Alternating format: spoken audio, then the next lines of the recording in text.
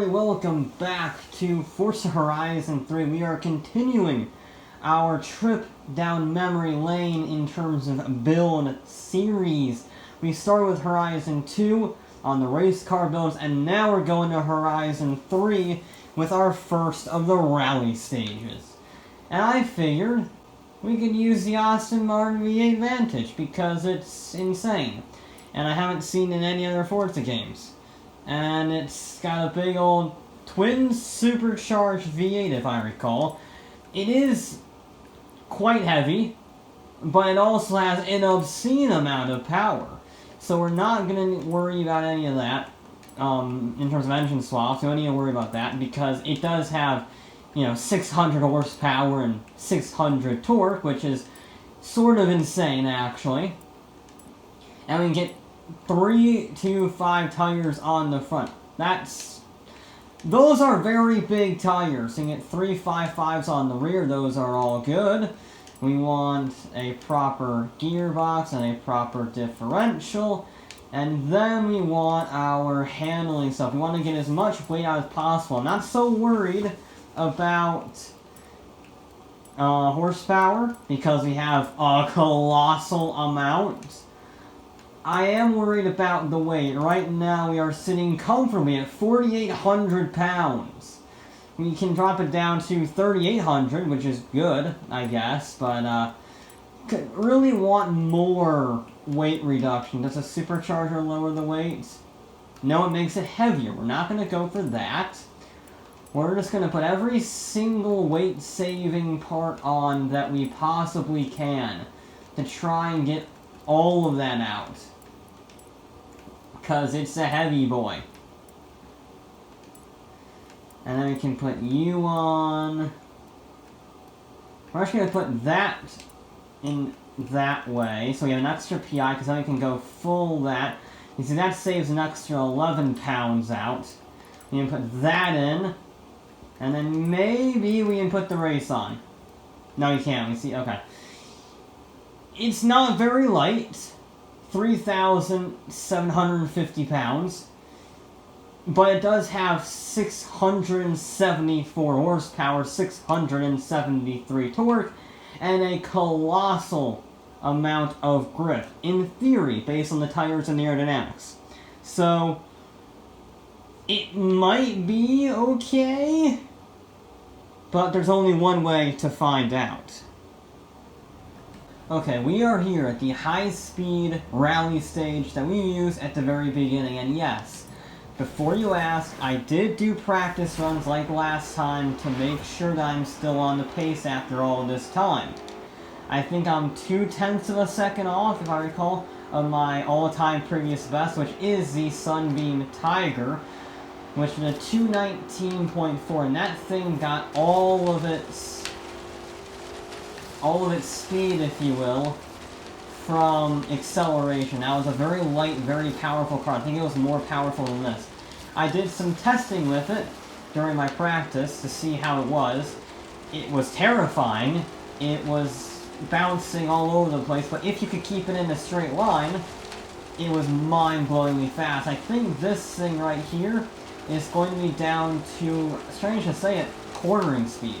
It does not have a lot of acceleration, and you see it from the beginning, it is flat through quite a few corners. Brakes are pretty good, acceleration isn't bad, but you can see it's not the fastest. During my testing, the Sunbeam was doing 120 through that water splash, and this is barely doing 110. So it's going to have to make up its speed through the corners by just carrying that momentum through them. So it's nice one flat out through here. That's nice and composed. It means I'm pushing more. It means I'm being a bit more daring with it.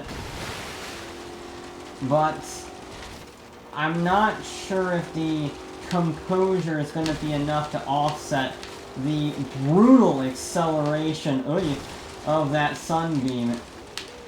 Because that Sunbeam, it's like a nuclear explosion, if I'm honest.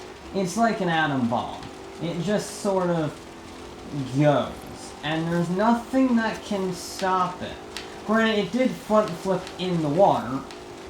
Like when you did that water jump, you saw where you land in the water. It did actually front flip. on my first run, doing that from the force of landing and the lightness of it. But yeah, it was very fast if you could contain the fury. This, though, is just looking eh. That's my very scientific diagnosis. It's sort of eh. Because that was not exactly a mistake-riddled run, and it did a 2:24, which is, not great on my timetable here.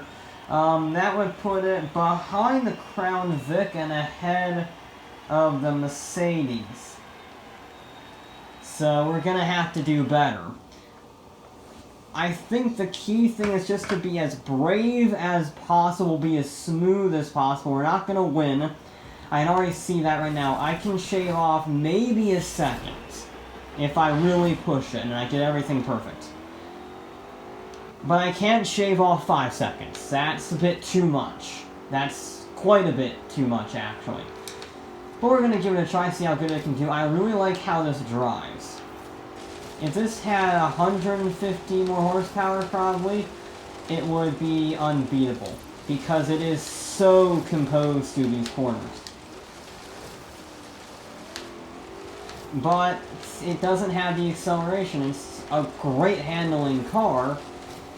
But as you can see, it can't reach the same top speeds because it has a similar amount of power as the Sunbeam, but it weighs almost twice as much. It definitely weighs a ton more. Half a ton more. I think the Sunbeam was 2,800, so yeah, that would be almost exactly half a ton more.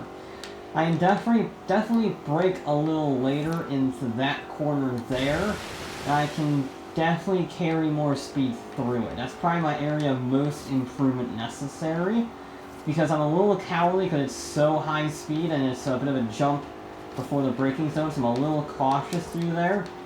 But yeah, I don't know. I'm trying to find areas of improvement, and I'm not finding many. This has been a pretty clean run, no mistakes. Again, I mean, I had a little bit of a late braking, ran a little bit wide, but honestly, yeah, you see like there, that's a little bit late. That corner has always been deceptive because you're bouncing into it on the downhill. But I'm not seeing a lot of improvement here. I mean, this run might be faster, but all in all, I don't really see that much room to wiggle, for the lack of a better word. It's all going to come down to picking the perfect line to, you know, get the shortest distance possible between apexes. Because it's sort of a meh car. I'm going to be honest, there's nothing special about this vehicle in any way. It just sort of exists. That's about as high praise as I can give it. And in fact, that run was almost exactly 3/10 of a second faster. So, better, yes. Again, 3/10 of a second better. I can probably get it down to half a second, if I'm being realistic. But let's start this final attempt off. We're gonna try and get more speed. I can probably get half a second. Ow, I did 3/10 of a second there. If I'm smoother, if I'm later on the brakes and carrying more speed in that first tarmac corner, and if I can not be late on the brakes for that hairpin, I can probably get a little bit more speed out of it, but I don't know. I genuinely do not know where I can get more speed out of this, because I have not made any catastrophic mistakes. I haven't missed a checkpoint. I haven't crashed into a tree. This vehicle, it isn't quick. Alright, here's our braking point. We're gonna be brave, be brave. Carry the speed. I think that was a little better. Again, it's very marginally, all of this stuff. It's very marginally. So, I might not notice any change. This might be slower than the last one. The last one was a 2:23.7, if I recall. No, a 224.1, that's what it was, a 224.1. But I genuinely don't know. Alright, here's our major improvement area, if you will. Gotta be late, but gotta be precise. You're actually a little early there. Too early. You didn't see that.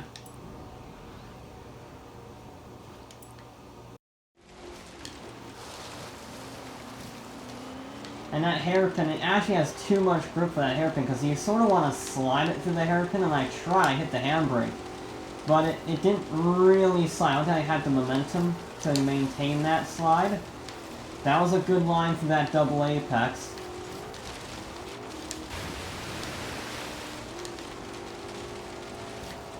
I don't think this run is actually going to be any faster, to be honest.